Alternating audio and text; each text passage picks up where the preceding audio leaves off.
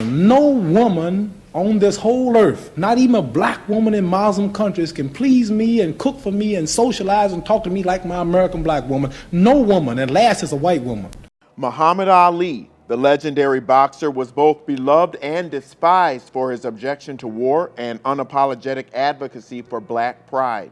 Over the next few days, Ali will be remembered for his refusal to move when his name was called as part of the Vietnam draft, even knowing that his refusal would get him 5 years in prison and potentially ruin his boxing career, therefore costing him millions of dollars.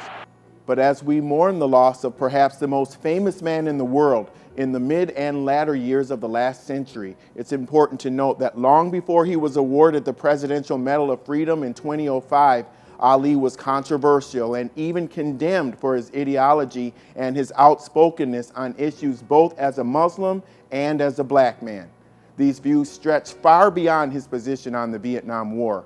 The greatest praise for Ali came not when he was taking those emboldened stances during the prime of his 20s, but much later. By the time he received his Freedom Medal, Parkinson's had stolen the two things that had made him both loved and feared in his prime: his physical prowess and his ability to communicate as only Ali could. But by then, Ali had accomplished more with his hands, his feet, and his resolve than any American athlete in history. Before he was widely acclaimed as hero, he took the risk of sparking rage in Americans in favor of staying true to his beliefs. And he was denounced for it, even by some of the greatest black sports pioneers.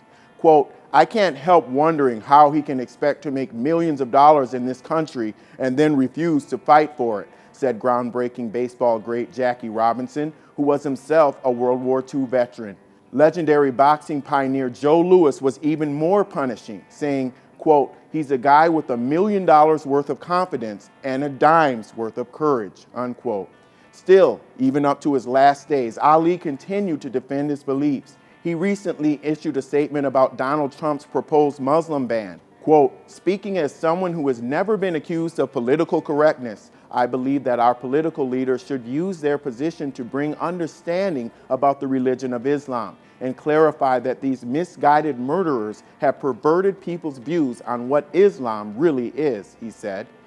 And it was his steadfast adherence to political incorrectness that made Ali a notorious and truly unique celebrity. His many controversial stances went beyond the Vietnam War to include advocacy of black power and his feeling that white America was the enemy of the black man. And every black man watching this show know you are enemies, and you have the nerve to stand up here and say Elijah Muhammad's poison in my mind. He cannot teach us that you are enemy. You taught us, and your people daily. Martin Luther King is bumped off unjustly. Adam Clayton Powell was bumped off unjustly. They took my title unjustly. They killed Medgar Evers unjustly. All the integrators who love white folks was unjustly kicked out of Washington. They've been deprived of education and poverty throughout the country. He felt that only black pride and solidarity would help blacks advance despite the white supremacist laws of the Jim Crow era. Among the most symbolic displays of his belief in black self-sufficiency came during the Vietnam controversy, when the Nation of Islam called then Cleveland Browns running back and close Ali friend Jim Brown and asked him to arrange for the top black athletes in the nation to meet with Ali in hopes that they would convince him to cut a deal with the government, enabling him to be assigned to special services, a place reserved for high-profile celebrities, so he could fight and train. Brown arranged the meeting, but he and others who attended recalled today that Ali was unwavering and made it clear that he would not, as he stated, quote, "be an Uncle Tom for the white generals," unquote. In the end, Ali managed to convince them, including some who had served themselves, to come out the next day and tell the public that they supported Ali fully. To fully grasp how controversial and risky the Ali Summit was, think of it this way.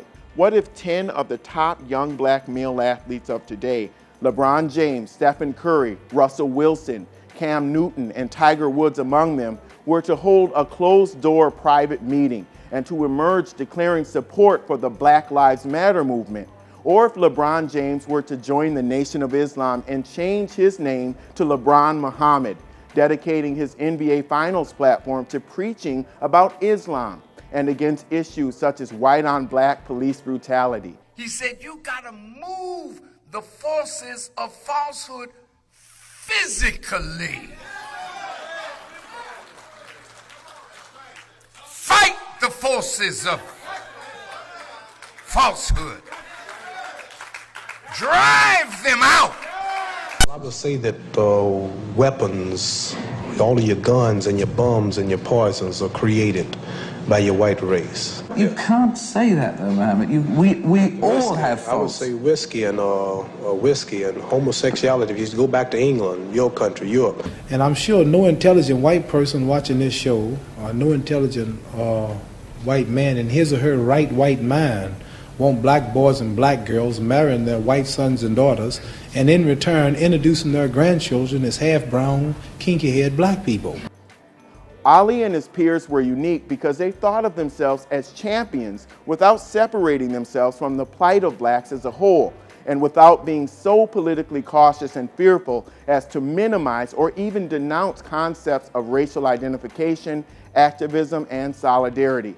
They never sought to transcend race. Because of that race-based conviction, throughout his time on earth, people viewed Muhammad Ali's civil disobedience in varying ways. Some were threatened by it and even saw him as a racist, and some saw him as their piercing voice when it felt like white America wasn't listening. Now that he's gone, Ali's willingness to engage in civil disobedience, even at the risk of being at best ostracized and at worst jailed, is likely to be what he's remembered most for. Yes, he risked his livelihood for his ideals and for his people. This from a man who believed that, as he once stated, he who is not courageous enough to take risks will accomplish nothing in life.